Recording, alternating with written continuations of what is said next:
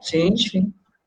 Estamos no ar, gente. Boa noite a todos, boa noite. Boa noite. Boa noite.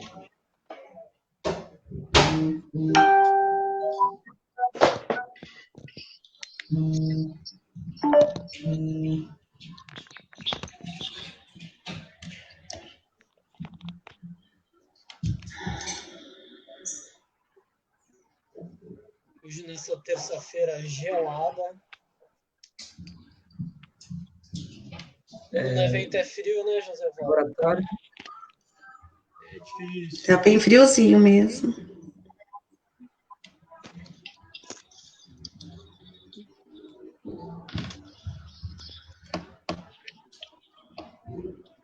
Boa noite, Eliene. Boa noite, Eduardo. Sejam bem-vindos ao nosso bate-papo de hoje.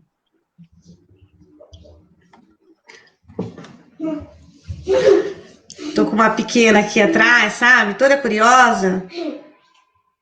Deixa ela aparecer um pouquinho. Pronto, dá um oi. Agora vai. Dá um oi. Pronto, já deu oi, né? Então, deixa eu trabalhar. Pronto, participação especial do público hoje. Tchau, Ludinha. Tchau. Gente, tchau, Ludinha. Fica tranquila, Marlene. Geralmente a participação especial é do meu gato nas lives. Ah, é?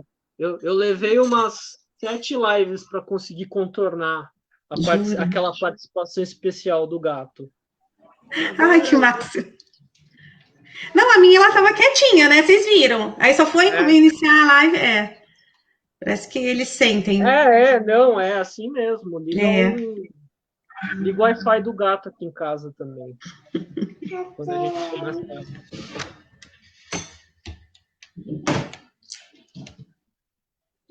ele vai para cima e para baixo.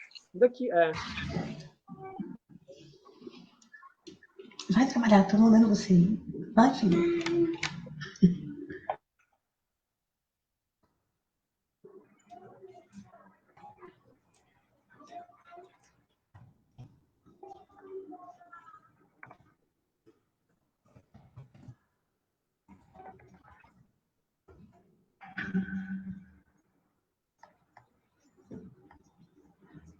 O pessoal que vai chegando, boa noite.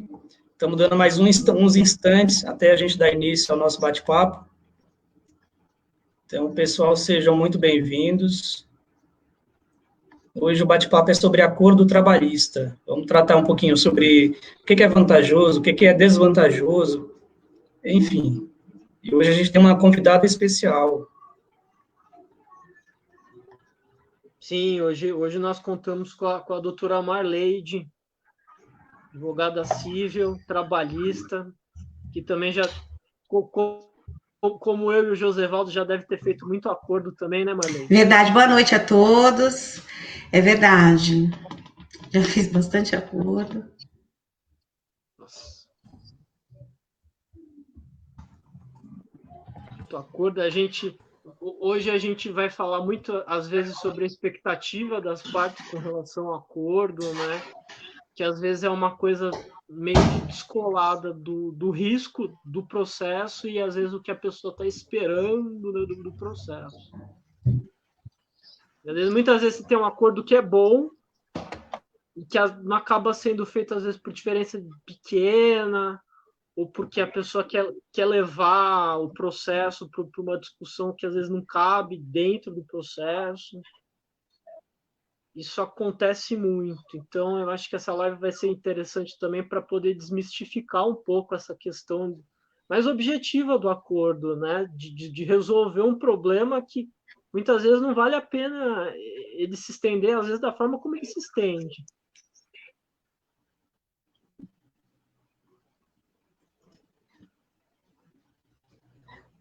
Exatamente. Bom, me parece que já é hora da gente dar início, gente. Então, oficialmente, boa noite a todos. Sejam muito bem-vindos a mais uma live do GGL Advogados. Enfim, hoje o nosso papo é sobre acordo trabalhista. Então, queremos debater, queremos esclarecer sobre que é acordo trabalhista, quando ele é cabível, como é que funciona, quando é que ele é bom, quando é que ele não é bom, tudo isso na perspectiva do trabalhador. Então, a gente, no dia a dia, lida muito com isso no escritório, então, surgem muitas dúvidas, existem muitas resistências, muitas vezes, mas é importante a gente trazer esse assunto para esse debate. E, para falar disso, a gente trouxe hoje, então, o Eric Ribeiro, nosso sócio, e a doutora Marleide Tavares, que é advogada trabalhista também, e que tem uma boa bagagem aí, vai contribuir com a gente com esse debate. Então, isso faz parte do nosso projeto, do GGL, de levar informação jurídica para o nosso público, informação de maneira explicada, de maneira sem juridiquês, de maneira facilitada. Então, o objetivo é a gente conseguir trocar um diálogo e enfim. E sem mais delongas, é isso. Bom, desde o início da pandemia, a gente tem visto que o mundo sofreu um grande abalo. Então, é uma verdadeira tragédia. Hoje o Brasil conta com mais de 70 mil mortos, e é uma situação, enfim, muito triste e assustadora, porque ainda que hoje comece esse processo de flexibilização, a gente sabe que a pandemia não chegou ao fim e está longe de chegar ao fim. Mesmo assim, as coisas muita gente pensa que as coisas estão voltando ao normal, e na verdade não estão. E o que isso tem a ver com o que a gente está tratando aqui? Que isso teve um impacto gigantesco na vida das pessoas, sobretudo nas pessoas menos favorecidas, nas pessoas que dependem do trabalho para viver. Então, assim, vieram medidas emergenciais nas áreas de trabalhista para reduzir jornada e salário, para suspender contratos e tudo mais. E também, na esteira disso, veio também muita gente muitos empresários começaram a pedir suspensão de cumprimento de acordo, ou seja, acordos que tinham sido formalizados antes da pandemia, começaram a pedir suspensão, sob a alegação de que não conseguiriam pagar, e etc.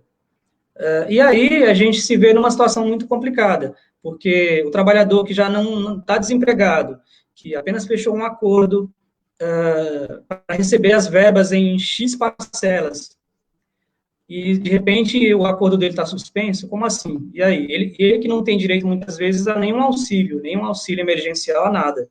Como é que fica? Então, essa é a primeira vertente desse tema de acordo que a gente quer fazer um diálogo aqui, porque é muito complicado. E, então, aproveitando essa questão, eu queria pedir já passar a palavra para a Marleide, para ela nos trazer a visão dela de estudo, como é que ela está enxergando a pandemia, os efeitos da pandemia no Brasil, desde o seu início, como é que ela tem enfrentado isso, como é que ela tem encarado a relação com os clientes dela, como é que ela tem se protegido com a família dela, enfim, qual a sua visão geral disso, Marleide? Traz para a gente aí a sua experiência de todo esse processo de março até aqui. Então, boa noite a todos novamente. Eu acho que, assim, referente a essa situação do acordo judicial, o acordo realizado antes da pandemia, o que eu percebo é que as empresas, assim, algumas, obviamente, que têm a necessidade, que não conseguem mais arcar com as parcelas, com o pagamento das parcelas do acordo, elas peticionam pedindo ou a suspensão desse pagamento, ou um reparcelamento, e eu acho que as decisões elas são bem divididas. Alguns juízes entendem que cabe o reparcelamento dessa negociação já feita, já finalizada, por conta do que o país está vivendo, né, e principalmente empresas pequenas, eles acabam deferindo esse reparcelamento. E outras empresas que de médio e grande porte, que os juízes entendem, né, que o tribunal entende que não há essa necessidade de reparcelamento, que o reparcelamento não é isso que vai fazer com que a empresa consiga seguir em frente com as suas atividades, etc. Então, alguns juízes acabam indeferindo isso, até porque o ex-funcionário, ele é a parte hipossuficiente da relação, né? Então, é muito complicado a gente viver numa pandemia e aí você, o funcionário com um acordo ali recebendo mensalmente e se vê sem essa expectativa, sem esse acordo. E, então, a gente percebe que é mais uma questão a ser bem discutida, a ser bem avaliada pelo tribunal, pelos juízes, por conta de tudo que nós estamos passando. Eu acho que esse, em relação ao acordo feito antes da pandemia, o grande problema é discutir se é cabível esse reparcelamento, essa suspensão do pagamento dos acordos, ou não é cabível. Acho que essa questão é bem problemática. Assim, hoje... O que você acha, Érico? Não, então, o que acontece? A gente está vivendo uma realidade totalmente nova em todos os aspectos, e principalmente no jurídico. Então, o judiciário ele ainda não tem um entendimento uniforme com relação ao que deve ser feito. Então, você faz de tudo. Tem juízes que são mais sensíveis, que já têm uma compreensão melhor da situação, como a doutora Marlede estava comentando, e que vê o acordo como ele realmente é. O que é um acordo? Um acordo ele é uma renúncia recíproca. As partes elas abrem um pouco mão daquilo que elas teriam direito para poder chegar numa coisa que vai ser boa. Pode não ser o ideal para as duas partes, mas vai ser alguma coisa que vai minimamente satisfazer a necessidade das duas partes. E hoje, muitos acordos que foram feitos por conta dessa situação econômica, eles estão tendo que ser rediscutidos. Só que a gente sempre tem que levar em conta essa questão de que, mesmo o acordo rediscutido, ele tem que ser um acordo que é vantajoso para as duas partes. O que eu quero dizer com isso? Não adianta eu proteger a empresa de um eventual pagamento de um acordo e fazer um funcionário passar fome. Até porque, muitas vezes, ele renunciou de discutir uma causa que teria um valor muito maior para poder ter um sustento nessa época de pandemia. Ao mesmo tempo, a empresa ela tem que continuar produzindo, ela tem que continuar exercendo a atividade dela. Então, e às vezes, cumprir aquele acordo que ela se propôs, nos termos que ela se propôs antes da pandemia, já não é uma coisa viável.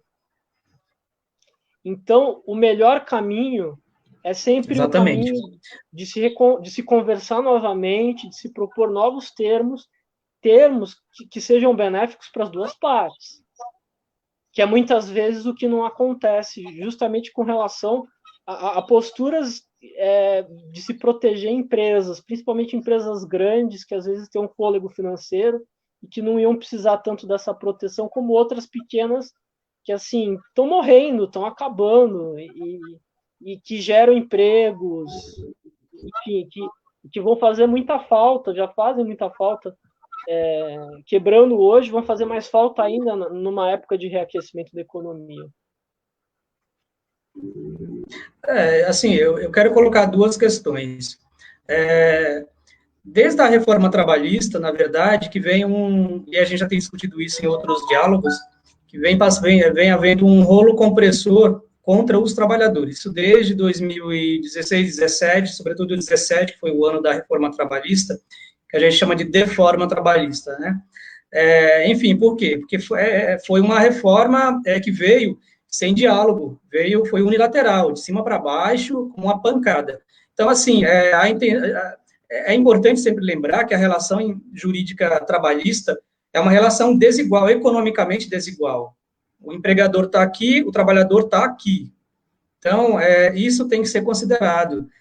Mas a gente está vendo a pandemia. Sim, então, mas lembrando que a gente já vem desde a reforma trabalhista e muito de antes também, com desmonte de direitos, destruição de direitos, tudo tem que ser olhado, mas, assim, não dá para colocar em pé de igualdade empregador e trabalhador, porque eles não são iguais, né? É tão falaciosa essa ideia de que a gente quer ajudar empresas. Na verdade, os pequenos negócios são os mais necessitados de ajuda e não tem ajuda, né? As grandes empresas aí estão se beneficiando à torta e à direito de legislações, de mudanças legais, e elas ganham e elas economizam horrores. Os bancos, por exemplo, são um exemplo gritante.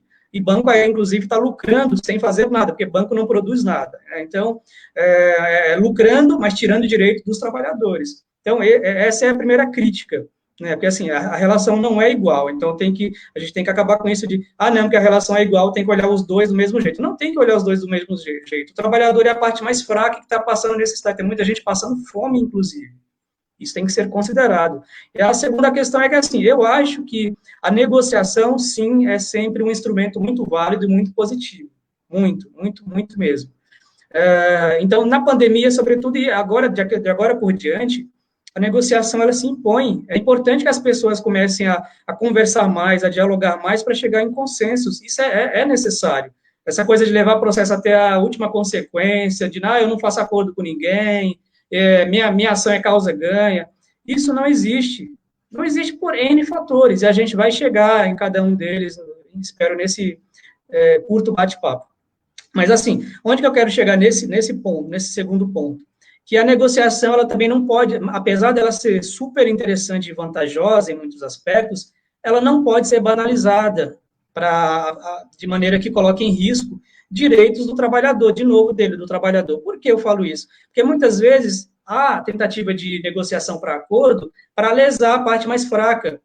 É o patrão que fala, eu quero fazer um acordo com você para você dar quitação a tudo e não poder reclamar mais nada. Mas dentro daquelas condições de acordo, não estão discutindo tudo que está aqui, que é relevante para o trabalhador, está discutindo apenas uma coisa aqui, outra ali, mas no máximo está simplesmente fazendo ele apenas colocar uma pedra em cima para não discutir mais nada futuramente. Isso é lesar, isso é prejudicial. Então, o acordo ele tem que ser feito, assim, proposto dentro de bases justas, ou justas e éticas, mas, infelizmente, não é sempre que isso acontece. Então, essa é a segunda crítica que eu queria comentar.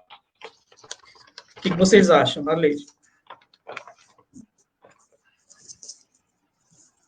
Seu microfone. Perdão, esqueci, gente. Então, eu concordo plenamente. Acho que com essa nova lei criou-se o acordo extrajudicial, né?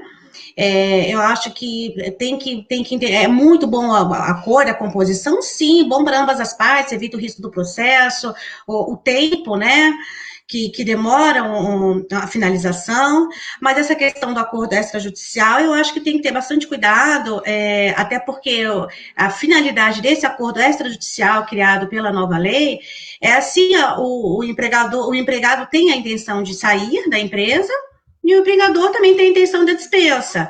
E as duas partes entram num acordo, fazem essa composição, onde o advogado tem que ter na verdade, no acordo extrajudicial, tem que haver o advogado da empresa, o advogado da parte, né, do funcionário, e assim fazer essa transação. Agora a gente entende, a gente percebe que na verdade há muita empresa que acaba burlando a lei, que acaba utilizando dessa medida aí do acordo extrajudicial para tirar direitos do funcionário, porque é óbvio que no acordo extrajudicial ele vai receber um valor bem menor do que se fosse numa rescisão, né, numa demissão. Então, eu acho que tem que ter bastante cautela, concordo que essa nova lei realmente ela acaba prejudicando o empregado em muitos aspectos, e que é por isso que existe aí a Justiça do Trabalho, para poder amparar, né, para poder sempre auxiliar no que for necessário. Acho que essa questão do acordo extrajudicial, eu acho que é bem polêmica e tem que ser bem avaliada. Sim. O que você acha, Eric, em relação a isso? Então, eu penso que muitas vezes, na verdade, o acordo extrajudicial, se ele não for feito com essas bases mínimas da lei, sendo que a parte, ela quis realmente entrar, ela queria se desligar da empresa, o empregador ele não queria mais que ela trabalhasse. É isso que traz a legitimidade para o acordo extrajudicial. O que acontece muitas vezes? Muitas vezes o acordo extrajudicial, ele falando no nosso jargão popular, a empresa está dando as contas para o cliente, para o funcionário, Só que nesse tipo de roupagem, muitas vezes a empresa acaba arrumando um advogado para o funcionário, que é uma prática, inclusive, criminosa, para fazer essa rescisão essa rescisão que feita dessa forma, sem ser sem nascer da vontade das duas partes, mas só nascendo da vontade da parte do empregador, é uma coisa fraudulenta e é criminosa e, assim, ela suprime os direitos que você teria numa rescisão se fosse feita legitimamente, não numa forma de acordo. Não sei se eu me fiz suficientemente claro, mas eu imagino que os doutores Sim, entenderam o tema. sim.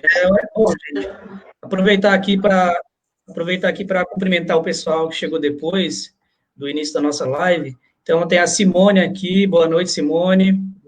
Quem mais está nos acompanhando aqui? O Cleiton, nosso sócio, acabou de entrar. O Márcio, Anderson Monteiro, boa noite.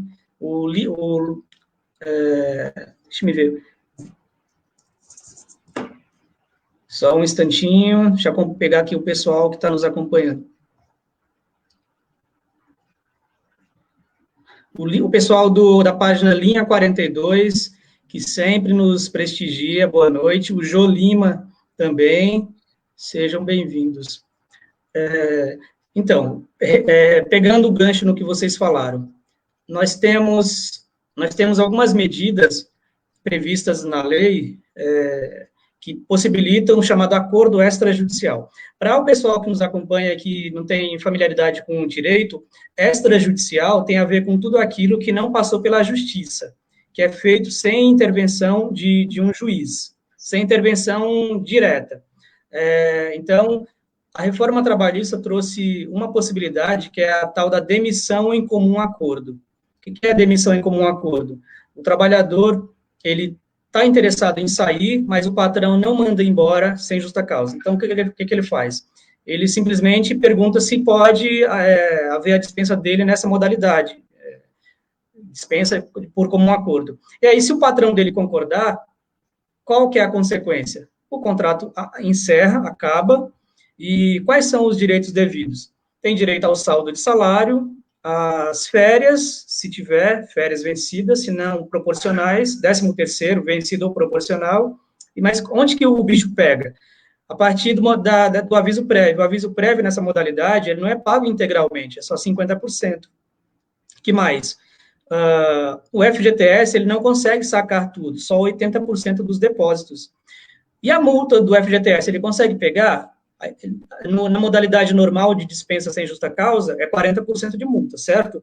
Nessa modalidade de demissão por comum acordo, ele só recebe 20% da multa. E o pulo do gato, ele recebe seguro-desemprego nessa modalidade? Não recebe seguro-desemprego. Então, o que tem acontecido é que muito trabalhador, sobretudo os mais humildes, muitas vezes eles chegam e perguntam, nossa, eu fiz um acordo porque eu precisava sair do meu trabalho, meu patrão falou que era vantajoso para mim, era a mesma coisa de ser mandado embora sem justa causa, mesma coisa, só que eu não consegui pegar o seguro, e aí? Então, gente, tem que tomar cuidado, é importante que o trabalhador se busque orientação, porque muitas vezes essa orientação não vem da empresa, porque a empresa, muitos empregadores, e aí eu não vou generalizar para não ser, não ser injusto com todas as empresas, agem de má fé. Então, é um problemão isso aí. Então, essa dentre as modalidades de tentativa de acordo extrajudicial, então, temos essa que é o comum acordo, temos outra que é a homologação extrajudicial, que a gente vai falar daqui a pouquinho, e tem também a forma da mediação e arbitragem. Então, mas só ainda focando nesse primeiro ponto, gente, do comum acordo, eu queria que vocês comentassem. Eric primeiro, então, e depois a Marleide. Eu acho que um ponto que é importante deixar muito claro é que, assim, o acordo ele tem que ser um encontro da vontade do funcionário com a vontade da empresa. Muitas vezes, um acordo em que o empregado ele não tem opção de não concordar, não é um acordo. Um acordo que, olha, se você não fizesse acordo, como já havia acontecer no caso concreto, olha, se você não fizesse acordo, eu não te pago mais o teu salário, isso não é um acordo. Por quê? porque é uma imposição, entende? Ou aqueles acordos em que a empresa aí no caso da fraude, aquele acordo em que a empresa te apresenta um advogado e fala, olha, esse aqui é teu advogado, e ele vai te representar. Isso também não é acordo. O acordo, sim. ele é sempre requisito, ele tem esse requisito da voluntariedade das duas partes. Isso é muito importante ressaltar, né, nessa questão do acordo extrajudicial. Eu concordo plenamente. Eu acho que realmente o fundamental, o princípio básico do acordo é isso, é a vontade das duas partes, o funcionário ele realmente tem essa intenção de não permanecer mais na empresa, e tem que tomar bastante cuidado com essa questão também, que o doutor Eric falou, sobre a questão do advogado, não pode ser um advogado só para ambas as partes, porque é óbvio que o advogado da empresa, ele vai ver o lado da empresa, né? Então, para que não seja entendido como uma fraude, tem que respeitar todos os critérios, os passos para esse acordo ser válido. Até porque, se ele não for válido, posteriormente ele pode ser questionado na justiça e ser até anulado, né? Tem essa questão também, se o empregado ele é coagido a fazer esse acordo extrajudicial, a sair da empresa dessa forma, e se realmente isso acontecer, ele pode, no futuro, questionar essa saída e alegar e provar que o acordo não foi da vontade dele, que ele foi forçado. Eu acho que existe sim os bons acordos, existe quando as duas partes querem fazer, e aí dá tudo certo, e existe aquele que não era para ser um acordo, era para ser uma demissão, e a empresa tenta burlar e fazer da maneira mais fácil, mais vantajosa para ela, e é isso que nós, advogados, também temos que orientar, né, as pessoas que não pode ocorrer é isso, é essa fraude aí no acordo extrajudicial. Então, é que você tocou num ponto interessante. Essa questão aí de ser forçado é muito séria. Então, assim, eu acho que sempre tem que haver uma orientação muito, muito ampla antes do acordo, porque vocês sabem muito bem como é o judiciário, como que os juízes encaram pedidos de nulidade de acordos, ou de pedidos de demissão, um exemplo clássico. Vocês sabem como os juízes interpretam isso. Então, é sempre bom o trabalhador receber toda a orientação, e isso é até uma crítica a alguns colegas nossos, que muitas vezes deixam pontos obscuros na orientação. E aí o trabalhador fecha um acordo, mas depois ele lembra, nossa, eu adquiri uma doença, agora eu não posso mais discutir, porque já houve quitação a tudo, acabou, já foi celebrado, situação enterrada, não tem mais como discutir, e aí que vem o problema. E aí eu já pego o gancho na segunda modalidade de acordo extrajudicial, que é esse da homologação extrajudicial. O que é isso? É simplesmente um trabalhador, ele e o seu patrão, eles têm interesse de colocar fim à relação jurídica. Muitas vezes ele foi demitido até. Só que aí eles não querem ir para a justiça, não querem entrar com a ação trabalhista clássica. E aí ele contrata um advogado, a empresa já tem o dela, e aí apenas os advogados dialogam. Meu cliente está interessado em fazer um acordo com você, podemos fazer de maneira sem entrar na justiça, sem entrar com a ação tradicional, a ação trabalhista? Aí eles falam, sim, podemos entrar. E aí eles fazem um documento separado, colocam todas as cláusulas, de quais são os direitos e obrigações ali envolvidos, para dar quitação total e nada mais reclamar. E aí, onde entra a justiça aí? Os dois advogados levam isso para o juiz apenas bater o martelo, dizer, sim, homologo, dou como válido esse acordo para todos os fins de direito. Qual é a problemática aí? É que, muitas vezes, e aí vocês falaram, questão de má-fé, de fraude, tem empresa que faz isso para que o trabalhador não possa discutir todos os direitos que ele teria para discutir. Então, eu acerto com você, vamos supor, numa situação que o trabalhador tem direito a discutir 50 mil reais em direitos. E aí o empregador fala, vamos fazer um acordo, eu te pago 4, mas você não pode mais reclamar mais nada. e aí eles tentam fazer com que o juiz homologue isso. Então, isso é muito negativo, né? E as empresas têm se valido muito disso como forma de gestão, como técnica de gestão. Então, assim, eu acho muito complicado, porque, muito embora muitas vezes você fala, nossa, o trabalhador está consciente. Será que ele está consciente mesmo? Muitas vezes ele não está orientado adequadamente, que ele tem muito a perder. Então, isso é muito sério. Eu vou ganhar 4 mil agora, está tudo bem. Não, mas amanhã, o 4 mil já acabou. E aí? Eu não estou falando na situação do trabalhador querer dinheiro por querer dinheiro. Isso aí de querer por querer, não. Eu estou falando de uma situação em que o trabalhador tem direito e tem provas e tudo mais. Então, essas medidas muito moderninhas, que querem falar, não, é uma forma de pacificar conflito, de resolver as coisas de maneira mais rápida, eu tenho algumas reservas quanto a isso. E aí, eu falo dessa hipótese da homologação extrajudicial, e falo depois também da questão da arbitragem.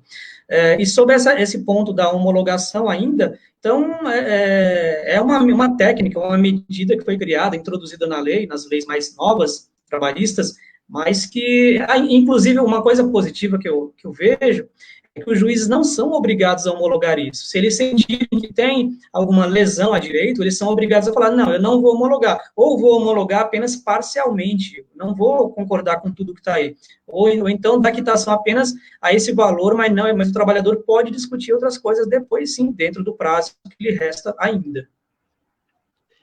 O que vocês acham? Não, então, na verdade, eu só queria fazer mesmo um adendo, assim.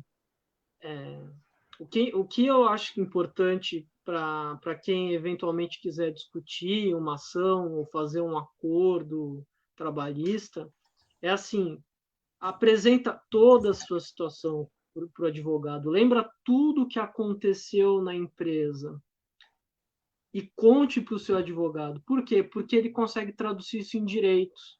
Ele vai saber o quanto vale o seu processo e ele vai conseguir avaliar o risco, tanto o risco quanto seria razoável para um valor de acordo. Porque o que acontece muito nos acordos judiciais e extrajudiciais? Muitas vezes a gente discute muito menos do que tinha para discutir, por não saber de algumas situações que não chegaram para o advogado, e aí você faz o acordo, ele te dá a quitação geral.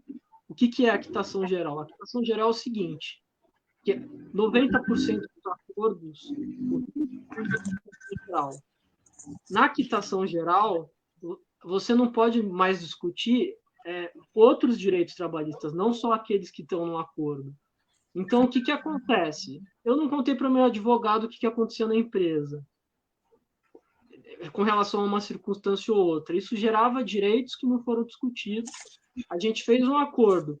Aí, acordei um dia, lembrei de uma série de coisas que acontecia, que eu tinha direito e que não chegou no processo. Isso não vai ser mais discutido. Por quê? Porque não tem mais como discutir por conta justamente desse ponto da quitação geral. Assim, só para finalizar, eu acho assim que o primeiro passo importante para que o trabalhador não seja lesado é ele procurar um advogado de sua confiança. Porque ele procurando um advogado de sua confiança, ele relatando o contrato de trabalho, como se deu o contrato de trabalho, o advogado vai saber orientá-lo, e aí sim esse acordo vai ser feito da melhor maneira possível, né, para que o trabalhador não seja lesado e para que surta os efeitos legais. Eu acho que esse é o princípio primordial, o trabalhador não ser convencido, não se deixar convencer pela empresa, que nós temos um advogado que vai resolver isso, aí esse é o grande problema, né? É o advogado que a empresa tem que irá resolver o caso. Então, o trabalhador tem que ter um advogado de confiança. Acho que, em muitos casos, sim, o acordo extrajudicial é interessante, mas desde que seja feito de boa fé, né? E não com fraudulento, com a intenção de burlar a lei e acabar, sim, prejudicando os direitos do trabalhador. É essa a questão. Exatamente. Bom, ainda dentro dessas modalidades de acordos extrajudicial, tem as chamadas mediações ou arbitragens. Mediação é toda tentativa de chegar a uma conciliação, chegar a um acordo.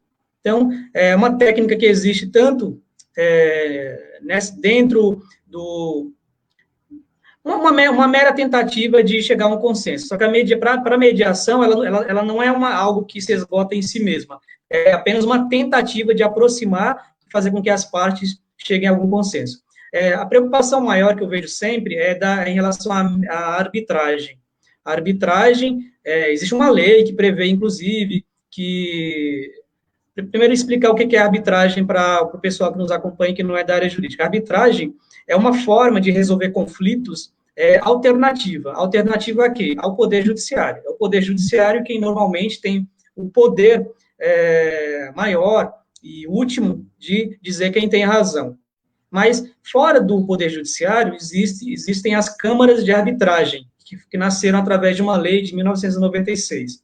E elas valem na área civil, tributária, trabalhista e em outras áreas. Só que na área trabalhista existem algumas reservas nos conflitos individuais, ou seja, o trabalhador que vai sozinho para tentar resolver um conflito com o empregador.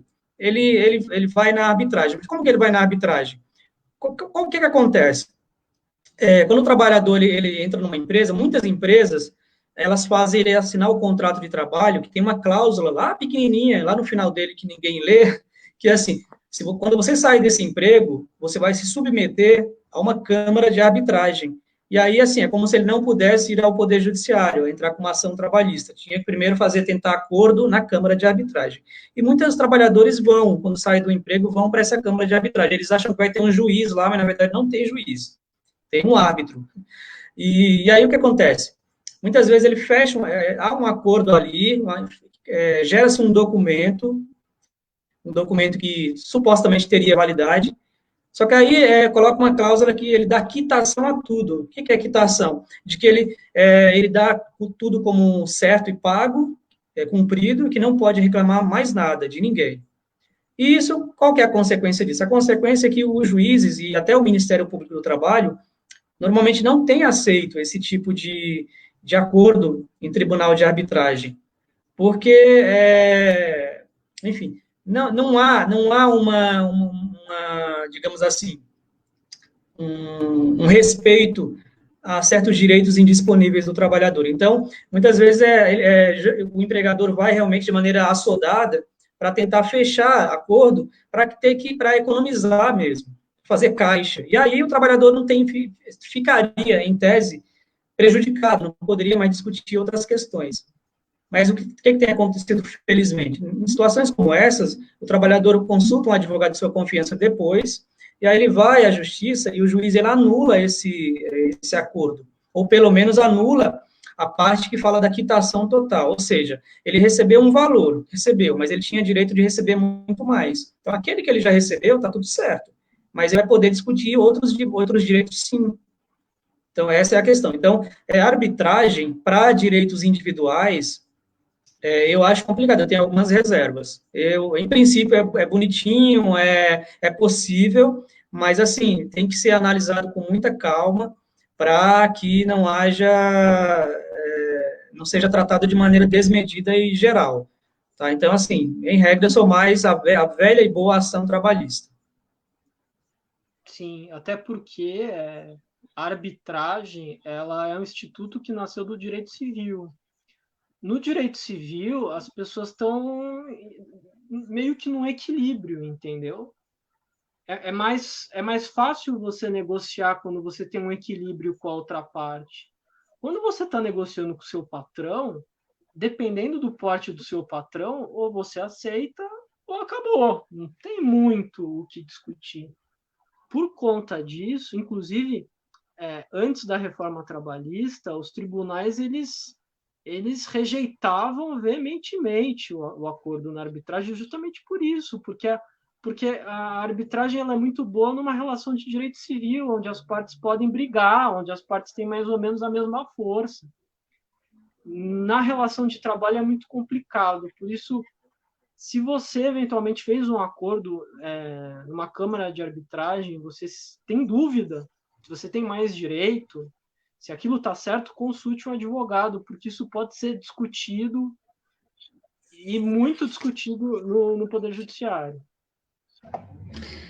O grande problema da arbitragem no processo, nas relações trabalhistas, é justamente essa parte hipossuficiente, né? Não há uma relação de equilíbrio, o trabalhador, ele nunca está representado, nunca está ali amparado por um outro, por um profissional que entenda, que possa aconselhá-lo, que possa orientá-lo, né? E aí ele fica ali, infelizmente, nas mãos da empresa, porque ele não tem essa assistência que ele teria na Justiça do Trabalho, com um advogado, né? Não tem isso. E é o que o doutor José falou, não é um juiz, né? Que vai avaliar a situação. Não, vai ser feito um acordo e pronto, e geralmente esses acordos são sempre em benefício da empresa, do empregador, né? Essa é a grande questão da arbitragem, por isso que ela pode ser, sim, anulada na Justiça do Trabalho, por conta dessa hipossuficiência aí.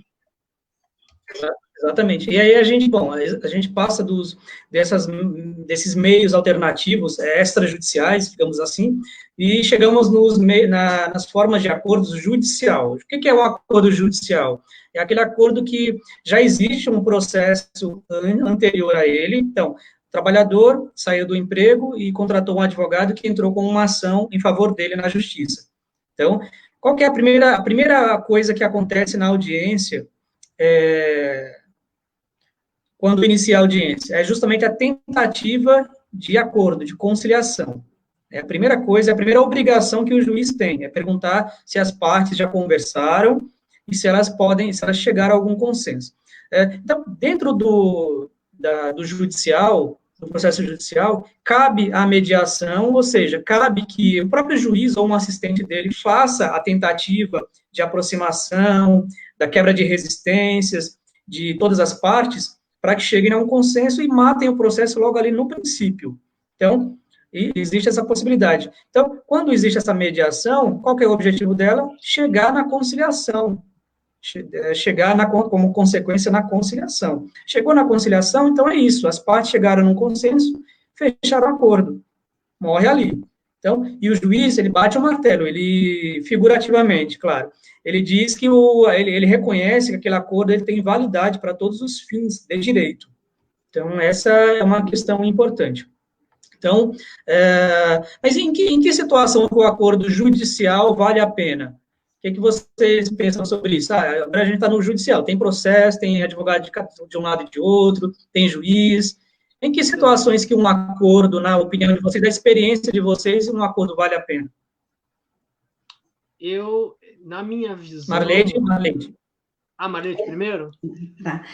Então, eu acho que é um conjunto de coisas, né? O acordo, ele vai muito, o empregado, na verdade, o reclamante, ele pensa muito no acordo judicial, quando a necessidade também chama, né? De repente, aquela pessoa que está desempregada, que não consegue vislumbrar uma nova oportunidade de emprego, e aí e sabe que a justiça, ela é demorada, então, naquele momento, o acordo judicial é interessante para o reclamante. Mas eu acho que tem que ser avaliadas diversas circunstâncias, até porque um acordo judicial, você vai levar em conta que não é uma sentença, então o reclamante ele não vai receber, muito menos, na maioria das vezes, nem a metade do que ele pleiteou ali. Para ser interessante para ele, tem que ser um conjunto de coisas, tem a necessidade daquele dinheiro naquele momento, e se realmente aquele acordo, ele representa boa parte das verbas que ele está pleiteando, porque se não representar, também não vale a pena. Então, eu acho que é de se pensar, sempre pedir a orientação do advogado, de quem o está representando, pedir um conselho para ver se é interessante seguir em frente, porque eu acho que o acordo também tem, você tem que avaliar os aspectos da continuidade do processo, será que vale a pena, e testemunhas, o risco do processo, porque é óbvio que tem risco tanto para a empresa quanto para o reclamante. Então, uma série de coisas que tem que ser avaliada para poder chegar a um ponto e ver se realmente vale a pena fazer aquele acordo ou seguir com um processo.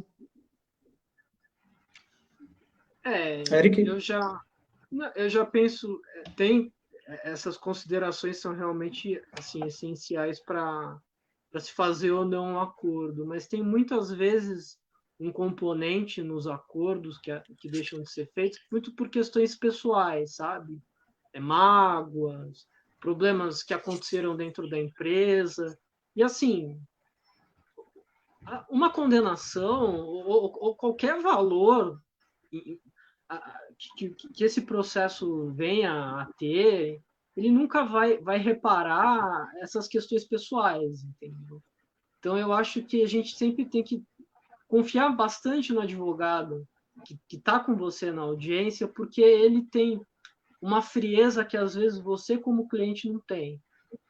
Ele tem mais uma percepção de onde seu processo pode ir e onde ele pode ficar no meio do caminho do que você. Então, a minha recomendação é sempre que se escute o advogado, que vai ser a melhor pessoa para poder avaliar o risco de se fazer ou não um acordo. Exatamente. Agora, gente, existem algumas posturas que classicamente dificultam a chegar a um consenso, as partes chegarem a um acordo. Vou fazer citação de algumas e vocês complementam se lembrarem de mais algumas. Então, por exemplo, uma postura que dificulta a realização de um acordo é a ilusão de que todo e qualquer processo trabalhista é muito valioso. O trabalhador, muito trabalhador, não posso generalizar também, ele vem com a ideia de que meu processo vale 100 mil reais. E muitas vezes não, o valor da causa é 100 mil, mas assim, dependendo da circunstância, das provas que ele vai produzir, pode ser que seja 100, pode ser que seja 70, pode ser que seja 20, 10 ou 0 se ele não conseguir provar nada. Então, o acordo é sempre uma chance de se chegar a um ponto de segurança para as duas partes. Até porque se ele ganhar tudo, para a empresa vai ser péssimo. E se ele perder tudo, para a empresa vai ser maravilhoso. Então, acho que é importante deixar isso claro. Eu não sei, acho que essa ideia vem de tempos áureos, em que o direito do trabalho ainda tinha muita força, o trabalhador ele entrava com ações milionárias, e conseguia sair com valores que garantiam a aposentadoria. Né? Acho que é isso. Eu acho que o reclamante tem que ter em mente que não basta ele alegar, ele tem que provar suas alegações, né?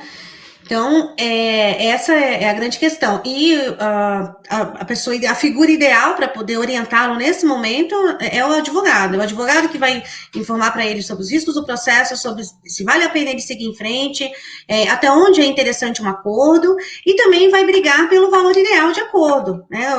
O advogado que faz os cálculos e que vai saber melhor orientar em relação a valores e em relação à continuidade do processo. Acho que essa é a grande questão aí do acordo. Não, exatamente.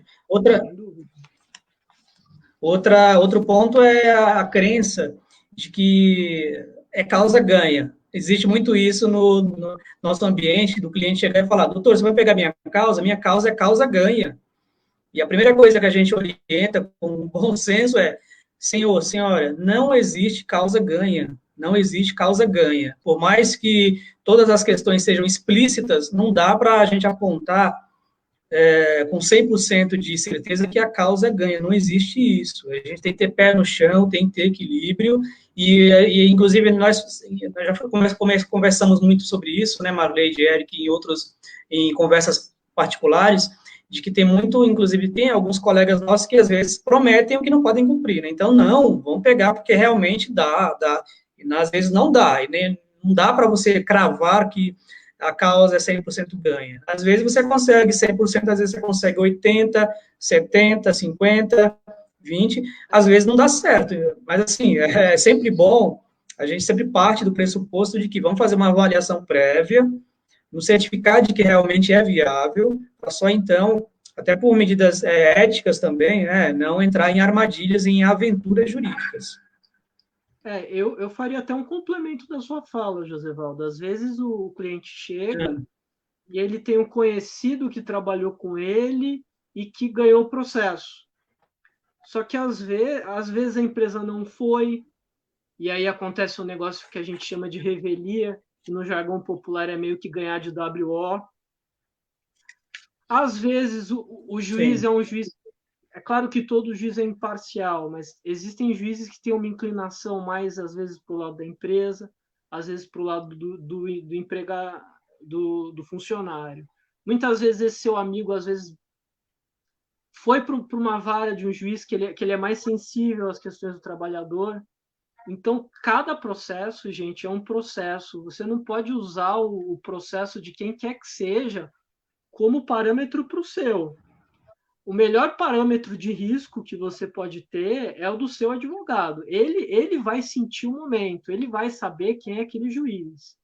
Ele vai poder saber o que você vai ter que provar, qual é o risco que você vai ter de perder se eventualmente você não fizer aquele acordo. Eu acredito que a doutora Marlete fez parecido, né? Eu concordo, eu acho que, e acontece muito, a gente recebe muito cliente que diz, porque o meu colega fazia a mesma função e ganhou X, então eu tenho certeza que eu vou ganhar, no mínimo, esse valor, né? E a questão não é essa, cada processo ele é avaliado de uma forma, até porque cada processo vai ser julgado por um juiz, né? E não é pelo mesmo juiz. Então, o procedimento é diferente, tem a instrução, as testemunhas, então, e outra, né, porque o colega ganhou, que você necessariamente vai ganhar, você tem que provar também para ganhar. Então, tem essa questão. Acho que tem a questão que o doutor José Waldo levantou também, que é da aventura jurídica, né, a gente tem que tomar bastante cuidado com isso, até porque hoje, com a nova lei, existe a sucumbência, então, temos que, o cliente tem que ter essa noção, para entrar com um processo, você tem que ter sustentabilidade, você tem que provar aquilo que está dizendo, e ver até que ponto é interessante um acordo, até porque tem essa questão da sucumbência aí, que é quem perde o processo paga a sucumbência. Mas a grande questão aí eu acho que é você aceitar a orientação do advogado, né? Não é você chegar informando, meu processo é ganho, é você conversar com o advogado, ele vai te orientar e você confiar nessa orientação, porque com certeza ele vai te orientar pelo melhor caminho, seja pela continuidade do processo e seja pelo acordo. É assim que eu penso. E é sempre importante, gente, ter uma noção de que o advogado ele não te impõe nada, ele te aconselha. O que a gente fala no escritório sempre é que o dono do processo é você. Você imagina, se uma pessoa, quando ela tem câncer, ela pode decidir por um tratamento, o que dirá um cliente trabalhista se ele vai decidir ou não pela viabilidade do acordo? Sem dúvida. Assim, o processo é seu, mas a nossa experiência ela vai te ajudar muito no êxito, porque são coisas que você vai ver uma vez, 2 vezes na vida sem entrar com uma ação, e a gente vê todo dia, entendeu? E a gente, os contratos trabalhistas, eles são de êxito, quer dizer, se você não ganhar, a gente também não ganha, então não tem porquê a gente não estar jogando junto nessa questão do acordo. Não é mesmo, gente? Quero dar boa noite a quem eu ainda não... Quero dar boa noite a quem eu ainda não falei. Então, Sebastião, Geilma, Raoni, o camarada Juraci, a Chile, o João Paulo, a Aline Rubens, a Adriana, a Cleusa, o Leonardo. Boa noite, sejam bem-vindos.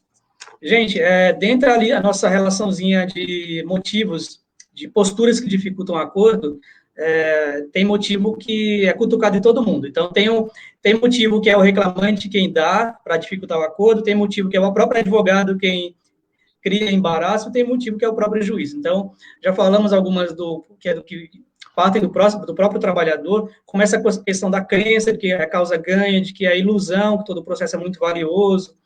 Tem também aquela ainda do trabalhador também, do ressentimento. Então, e aí é das duas partes, na verdade. O ressentimento, eu acho que o ressentimento ele acontece muito quando a relação é muito mais intensa. Por exemplo, relação de trabalho doméstico. Não é nada raro você participar de audiência em que há uma briga, há um barraco na sala de audiência entre o empregador e o empregado, a empregada doméstica. Por quê? Eles tiveram uma relação tão próxima, mas tão próxima durante anos, e eles não conseguem se entender, porque muitas vezes a dispensa ocorreu e o patrão não pagou o que deve, ou dispensou por justa causa, e justa causa, então, vocês sabem como funciona, né? Justa causa cria um ambiente extremamente tóxico, totalmente negativo, que atrapalha bastante, né? Então, casos de justa causa, empregado doméstico, empresas pequenininhas que têm 1 ou 2, 3 empregados, quando a relação ela fica muito próxima, e quando ela acaba, então ela leva a esses ressentimentos, isso dificulta muito a negociação, muito, muito, muito mesmo. Eu acho que assim, no momento... Outro... Só cortando um pouquinho. Eu acho que no momento do acordo, o reclamante, ele não tem que pensar nessa questão pessoal, nessa questão emotiva, né?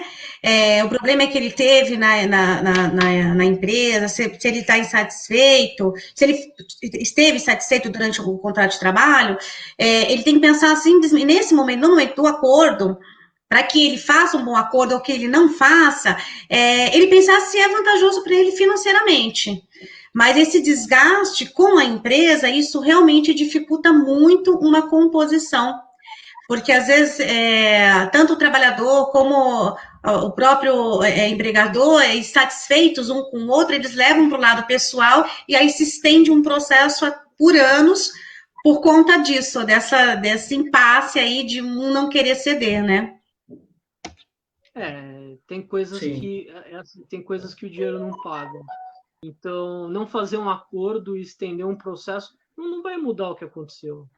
Não vai mudar a eventual mágoa ou diferença. Por isso que é sempre bom ouvir as pessoas que são mais isentas, as pessoas que estão com a cabeça mais no lugar no momento da audiência. O juiz, quando ele sugere... Às vezes ele sugere uns valores meio estranhos, mas muitas vezes a sua maioria são pessoas razoáveis. Eles são pessoas que estão de fora. Eles são pessoas que vão te ajudar muito mais você a resolver se você ouvir a sugestão deles do que, às vezes, manter questões, pessoalidades, sentimentalidades que não vão mudar a situação. O processo ele não vai resolver a mágoa que você tem com o teu funcionário, ou o abuso que você sofreu eventualmente do seu empregador. É uma coisa que não tem como se pagar, entende? Então, é uma coisa que não cabe se discutir dentro de um processo, e não é discutido dentro de um processo. Então, às vezes é melhor você terminar ali e bola para frente, entendeu? É o melhor caminho. Não sei se o doutor José Valdo pensa parecido. Exatamente. Bom, eu entendi. Que sim. Outras duas posturas que são consideradas que dificultam a chegar a um consenso e que partem, né, essas duas, elas partem de alguns advogados que, assim, apontam como característica, né? Então, é aquele advogado que tem um perfil muito litigioso e aquele que tem poucas habilidades de negociar. Então, mas eu acho que o pior é esse que tem um perfil muito altamente litigioso. O que isso significa? Aquele que entra com uma ação, representa o cliente, mas ele não aceita nem sequer ouvir ponderação da parte contrária, ele simplesmente quer fazer a ação dele chegar no Supremo Tribunal Federal. Por quê? Porque ele compra a dor do cliente de tal maneira que é como se fosse ele, e eu vejo nisso um problema. Muitas vezes o cliente tem uma necessidade mais urgente, ou de tentar resolver e receber a curto ou médio prazo, mas por conta dessa postura de levar tudo a ferro e fogo, acaba dificultando, e muitas vezes essa ação ela nem é ganha. Pior que não fazer acordo é você perder o processo. Né? E aí, o que você explica para o cliente quando você perde, sendo que você teve uma oportunidade no passado e você não correu atrás? Então, eu sempre faço esse tipo de crítica em relação a alguns colegas, porque eu acho que, sobretudo nesse momento, de novo, da pandemia, a gente tem que começar a estar abertos, a flexibilizar e flexibilizados a conversar. Não significa abrir mão do direito do cliente. Não é para abrir mão do direito do cliente mesmo. Nem estando pelo trabalhador, nem pela empresa, não é. Mas é interessante que as partes comecem a conversar para que consigam chegar a algum denominador comum. Porque, do contrário, fica difícil. né? E outra postura que eu sinto que, aí você já comentou em seguida, uma outra postura que eu sinto que causa dificuldade para acordo é essa parte do juiz. E a gente que milita na Justiça do Trabalho no dia a dia sabe como isso acontece. Existem juízes brilhantes que são extremamente negociadores, mediam, tentam realmente ajudar na negociação, só que tem alguns juízes que não fazem isso. Tem alguns, inclusive, que eu entendo que falta comprometimento no objetivo de conciliar as partes, sendo que é obrigação do juiz tentar a conciliação. Então, você chega na secretária, lá na sala de audiência, o juiz fala, tem proposta de acordo? Não. Tchau. Ah, então tá, vamos prosseguir. Reclamante senta aqui na cadeira, eu vou começar a ouvir você. Testemunha lá fora. Ele não tenta, ele não faz esforço para entender o que é o processo, o que está acontecendo ali, se as partes realmente não querem ou realmente falta dele um pouco de iniciativa para tentar resolver. E o pior é que, assim, eu acho que é um contrassenso, porque ele fica com o peso de sentenciar, levar trabalho para casa, processo que muitas vezes vai demorar 2, 3, 4 anos, que poderia, de repente, ser resolvido ali naquele momento, e não resolve. Então, eu acho isso extremamente negativo. Fica o registro, gente. Eu concordo. Eu acho que muitas vezes a falta da composição se dá por conta do próprio comportamento do juiz, que não foi conciliador, que não procurou mediar as partes. E eu acho que, e é o que o doutor falou, e o peso fica para ele, porque depois ele tem um processo aí para levar, né? Acho que muitas vezes, quando se tem um juiz conciliador que interfere, é muito mais fácil, sim, você conseguir uma composição, e uma composição que agrade ambas as partes. Eu acho que isso que acontece no judiciário, na verdade, é um pouco o sinal dos tempos, assim. Hoje as pessoas são muito intolerantes a entender o outro lado, a ter empatia pelo outro lado, entender o outro lado do processo, o que eventualmente ele te prejudicou, mas eventualmente você também possa ter prejudicado ele em algum aspecto, e de chegar numa composição, de entender o que é melhor para os dois. Mas é muito da nossa sociedade de hoje, assim, a gente ser muito avesso à opinião do outro, a querer sempre ter razão, a sempre achar que está certo, mas a gente não está sempre certo. E o processo, se você não fizer a prova dessa certeza suposta que você que imagina que tem, você vai perder. Então, às vezes falta um pouco de humildade, às vezes falta um pouco de profissionalismo de alguns colegas nesse sentido de entender que o melhor caminho é sempre o do acordo, quando ele é um bom acordo. O caminho judicial é um caminho que devia ser de exceção, é um caminho que devia ser que não se dê para flexibilizar o interesse. Diga, doutor. Ed, você tocou num ponto, quando o acordo é bom, justamente, porque tem também a questão, contrário.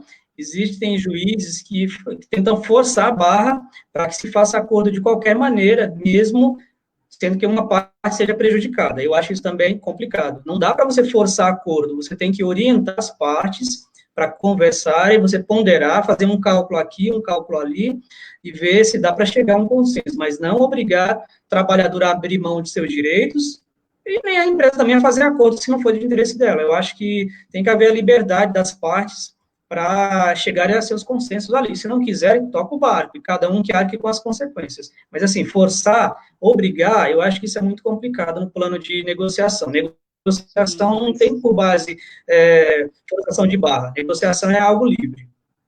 E aquilo que você disse, né, Josevaldo? Quem quer tocar o processo tem que ser sempre as partes, não tem que ser advogado, não tem que ser juiz, porque o interesse é das partes, a discussão é de um direito das partes.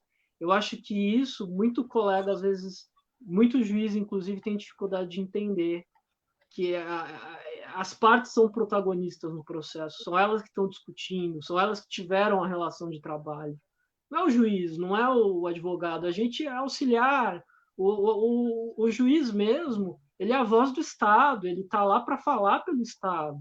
Não está lá por ele, nem os advogados estão lá por eles estão lá para representar o interesse das partes. Exatamente. Gente, quero aproveitar e cumprimentar o John, o Douglas e o Wagner, que chegaram por último, tá? E agora tem uma pergunta aqui, Marleide, inclusive nos nossos comentários, que é o seguinte, o Cleiton pergunta, o que você acha de acordo para devolver a multa de 40%? Aquele acordo que o trabalhador ele tem interesse de sair, mas o patrão fala, tá bom, eu te mando desde que você me devolva a multa de 40%. E também, no caso do aviso prévio, existe acordo? Que tipo de acordo é isso aí? Vale? Isso aí é moralmente aceitável? O que você pensa sobre isso? Então, é que esse não é o acordo previsto na nova lei trabalhista, né? Não é. E isso acontece muito. A empresa, às vezes, isso acontece muito, às vezes o funcionário está precisando de um valor e ele pede um acordo até para permanecer posteriormente na empresa. Então, ele pede aquele acordo. A empresa acaba fazendo o acordo com ele sem ele receber diversos direitos que ele teria que receber, e posteriormente eles voltam a contratar o empregado. Eu acho que tudo que não está previsto, tudo que não está dentro do que prevê a nova lei referente a acordo extrajudicial é nulo. Então, é por isso que o funcionário ele sempre tem que ter em mente que ele precisa estar amparado por alguém que entenda, que saiba auxiliar e que saiba informar para ele o que é prejuízo, o que não é, o que é interessante para ele fazer ou não, porque, infelizmente, a empresa, o empregador não vai ver esse lado, não vai avaliar isso. E é o que acontece muito, né?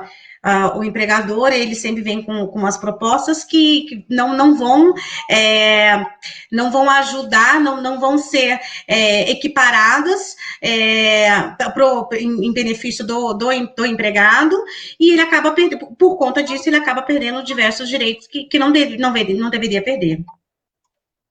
Eu acho que... Não, pode falar, ele complementa. Eu acho que esse acordo ele não é acordo, isso não é um acordo. Você devolver um proveito econômico que é seu é um confisco, é uma fraude. Assim, se alguém propuser esse tipo de acordo para você, espectador, não aceite. O judiciário está aí justamente para evitar esse tipo de excrescência. É uma coisa absurda. Você tem que devolver uma coisa que é sua, por direito, que você conquistou. Assim, E se o motivo for falta grave cometida pelo empregador, tá aí a rescisão indireta que a gente sempre está recomendando, né, Eric? Sim, exatamente. Eu acho que não tenham medo do judiciário, entende? Porque o medo que muitas pessoas têm de procurar o judiciário é que permite esse tipo de proposta indecente, absurda, entende? De uma pessoa querer ficar com o que é seu, de uma pessoa querer sonegar direitos que você conquistou, de que a sociedade conquistou ao longo dos anos e você conquistou trabalhando. Então, para mim, eu acho que é quase criminoso isso. Eu acho que assim, quando a empresa, ela propõe, né, ou você faça um acordo, ou até mesmo você peça demissão, ou vai ser mandado embora por justa causa, é porque a empresa, ela não tem certeza daquilo. Ela não está certa de que realmente ela poderia mandar o empregado embora por justa causa, né? Então, quando ela propõe isso, ela já está errada. E aí, é nesse momento que o empregado, é o que o doutor falou, ele não tem que ter medo da justiça. Muito pelo contrário, né? Ele tem que, sim, procurar um auxílio jurídico, mas ele não se submeter a isso, porque realmente não dá certo. Não é o melhor para ele. Então, quem tem que ter medo da justiça é quem pede de volta a multa dos 40%, não você. Você tem que buscar a justiça. Isso é um complemento ao que a Marleide falou, só um complemento de verdade. Você falou que assim, realmente não dá para confiar em certos acordos e a gente tem que sempre focar na lei. Mas mesmo a lei, essa lei que está aí, essa lei advinda da reforma trabalhista, ela está cheia de vícios constitucionais, vícios formais e vícios de mérito. Então, até mesmo dispositivos dela, enfim, a gente luta contra, né, Eric? Luta para derrubar, luta para não serem reconhecidos, porque mais atrapalham do que ajudam. Então, essa questão do... E aí eu vou entrar já no outro ponto, que diz respeito também à lesão ao trabalhador, que é a chamada simulação. O que é a simulação? Que também é chamada de casadinha. É aquela ação em que o empregador tem um advogado que representa os negócios dele, representa ele juridicamente, e ele fornece um advogado para o trabalhador também, ou seja, os dois advogados pertencem à empresa. Só que perante o juiz, vai haver um circo, um teatro, vai parecer que cada um tem seu advogado individualmente e nem se conhece. Para quê? A tentativa de fechar um acordo, pagar alguma verba ao trabalhador, mas, assim, lesando direitos. Então, assim, isso é muito complicado. E, inclusive, Marleide, eu quero usar esse exemplo para falar que, assim, esse acordo, essa tal dessa homologação extrajudicial que veio para ficar, ela tem um pouco dessa cara, sabe, da simulação. Então, se não for algo muito bem feito, muito com lisura, com transparência, pode ser uma espécie de legalização da casadinha. Então, é importante que o trabalhador tenha muito cuidado com esse tipo de instrumento. Ele tem que conhecer muito bem o advogado que ele contratou, não pode aceitar advogado sugerido pela empresa. Me indica um advogado, eu vou indicar. Cuidado com isso. Então, tem que buscar um advogado que seja de sua inteira confiança, para poder buscar seus direitos, porque, do contrário, né, é muito complicado. É como se abrisse aí um espaço para fraude, né? A atenção tem que ser maior, porque realmente há uma preocupação muito grande com esses acordos ilícitos, abre essa brecha, abre esse espaço. Então, se o empregado não estiver bem consciente, bem certo do que ele quer fazer, acaba realmente prejudicando ele, sendo induzido a fazer um acordo que não é vantajoso, que não é interessante para ele. Exatamente. Bom, nós falamos aqui Oi, Érico, desculpa, te cortei, pode comentar. Não, imagina. O raciocínio aqui é simples, gente. Por que a empresa ia arrumar um advogado para defender o seu interesse e não o dela? Não faz sentido. Quando você for buscar uma representação num advogado, procure indicações de pessoas que não são da empresa. Procure, às vezes, você um advogado. Porque essa pessoa, ela vai poder defender você da forma como você deve ser defendido. Um advogado indicado pela empresa, ele vai defender o interesse da empresa, gente. Não tem como ser diferente.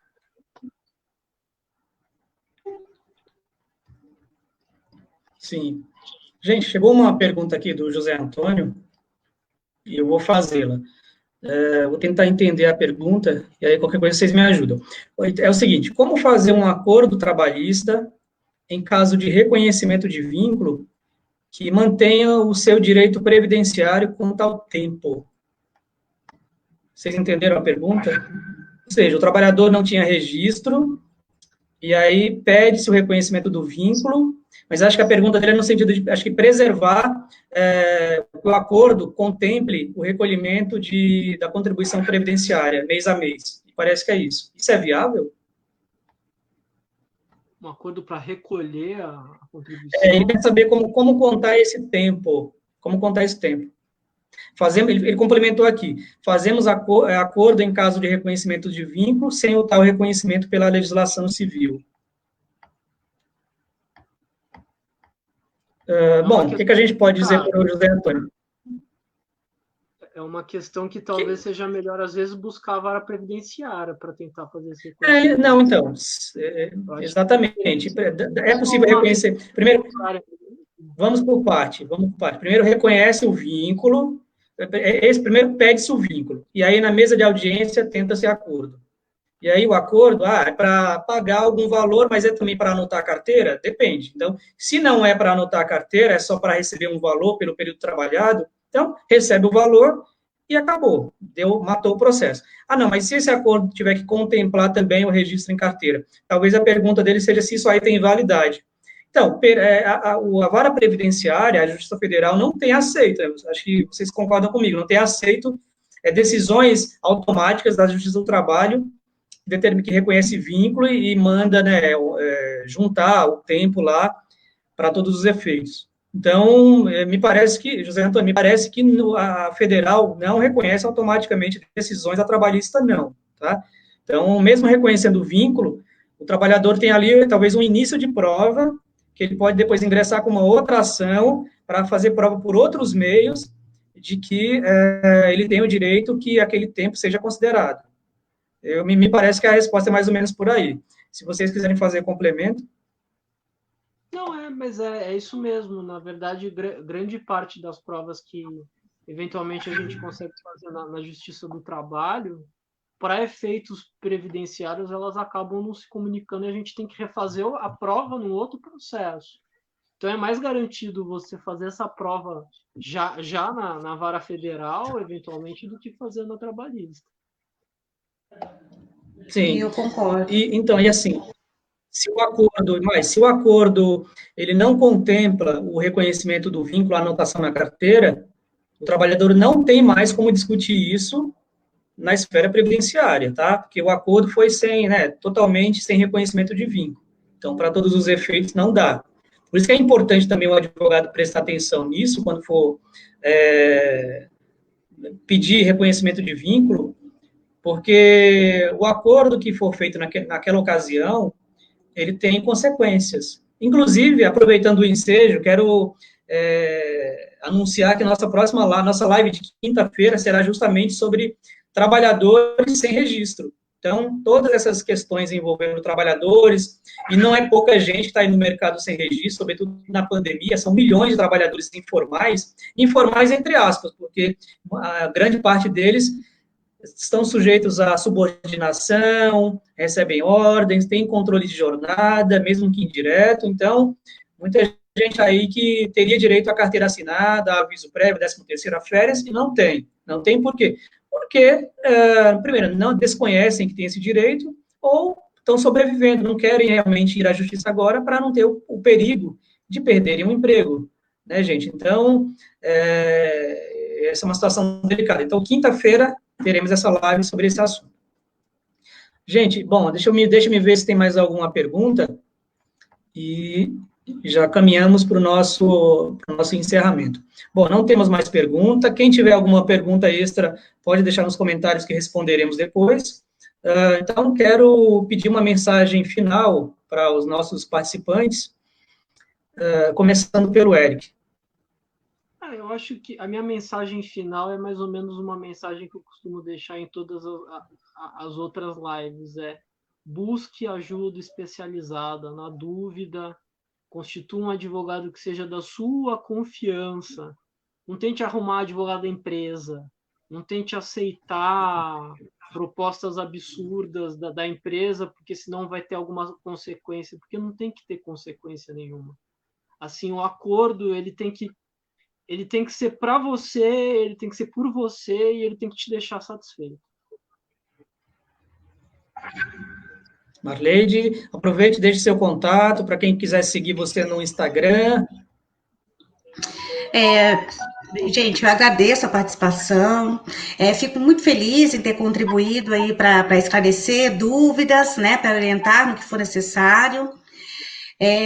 Também eu acho que o primordial é referente a qualquer tipo de acordo, né? Sempre o trabalhador está sempre orientado por um advogado de sua confiança, e analisar os prós e os contras.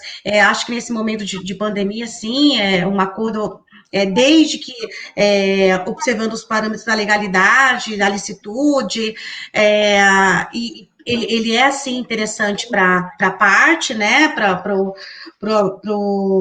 o reclamante que está recebendo. Bom, enfim, é isso, espero ter contribuído, ter auxiliá-los aí.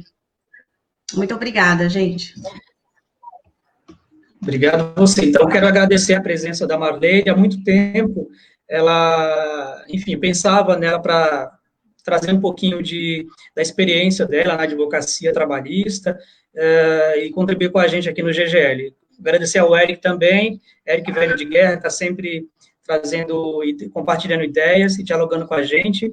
E, enfim, assim, dou por encerrada essa live. Quero dar uma última boa noite aqui à Judite, que chegou por último. Boa noite, seja bem-vinda. E, enfim, anunciar que amanhã, então, amanhã nós temos uma live no Instagram, gente. Amanhã, 11 horas da manhã, teremos uma live através do perfil do Cleiton Germano, que é o germano.cleiton, @germano.cleiton. Ele vai tratar sobre uma matéria de direito civil, de família, na verdade, que é o divórcio. Fala sobre atualidades das relações familiares e aspectos relacionados ao divórcio. Então, pessoal que tem interesse no tema, por favor, acompanhar amanhã a live no perfil do Cleiton. Eu vou estar com ele, mas ele vai ser a pessoa que vai conduzir, que vai trazer todo o assunto. Então, estão convidados. E quinta, como eu já falei, teremos uma live sobre trabalhadores sem registro. Trabalhadores que estão aí no mercado, sem carteira assinada, todas as questões que envolvem, que permeiam esse assunto. Então, quinta-feira, 19h45. Amanhã, live, 11 horas, no Instagram do Cleiton. E na quinta, aqui no Facebook, 19h45, trabalhadores sem carteira assinada. Então, quero pedir ao pessoal que nos acompanha para nos seguir, para comentar sobre a live de hoje, indicar aos amigos, compartilhar, que mais? Quero dizer que, então, repetir que as lives acontecem às terças e quintas, ficam gravadas, depois são baixadas no nosso canal do YouTube. Quero dizer que estamos também no Telegram, nosso canal recém-inaugurado, é o Advocacia GGL. Então, quem tem Telegram, pode nos acompanhar por lá também. E, enfim, e perguntar a vocês se vocês sabem o que é atendimento telepresencial. A gente sempre fala isso no final das lives. Por quê? Porque desde o início da pandemia que temos trabalhado no formato online, praticamente 100%. Apesar de agora estar havendo uma flexibilização e as pessoas estarem voltando para o presencial, sabemos que o presencial não será como antes. Então, o trabalho à distância ele vai permanecer, vai ser necessário por muito tempo e, assim, dá para trabalhar paralelamente com o presencial e com o telepresencial. Então, o trabalhador que está numa outra cidade, que está em outro bairro, distante, na capital paulista, e quer ser atendido por videoconferência, ele pode assinar o documento dele à distância também, pode, entendeu? Então, ele tem facilidades, e nós entendemos que é mais econômico, é saudável, porque evita o contato, né, o risco de contaminação, e, enfim, e tem dado muito certo na área trabalhista, na área previdenciária, para o pessoal que quer se aposentar, ou que quer pedir benefício, na área civil também. Amanhã nós temos uma live sobre divórcio. O Cleiton tem feito aí divórcios rápidos, à distância, através de uma simples reunião e de uma colheita de assinaturas, logo depois, seja enviando por e-mail, seja enviando um mensageiro até a residência da pessoa, e, enfim, então tem funcionado. Então, além das nossas 4 unidades físicas, Centro, Grajaú, São Miguel Paulista e Lapa, temos testado 3 bases de apoio também, uma em Itaquaquecetuba, uma em Sorocaba e uma em Campinas, todas as 3 100% digitais, 100% online. Esse é o novo conceito. Advocacia digital, advocacia com atendimento à distância. Então, era isso que eu tinha para destacar. Então, mais uma vez, agradecer a presença de todos que permaneceram até aqui. E obrigado, gente. Aguardamos todo mundo amanhã na live das 11 horas com o Cleiton. Obrigado, Eric. Obrigado, Marleide. Obrigado, pessoal que nos acompanhou. Um grande abraço, boa noite e até a próxima. Obrigada. Tchau, tchau, gente.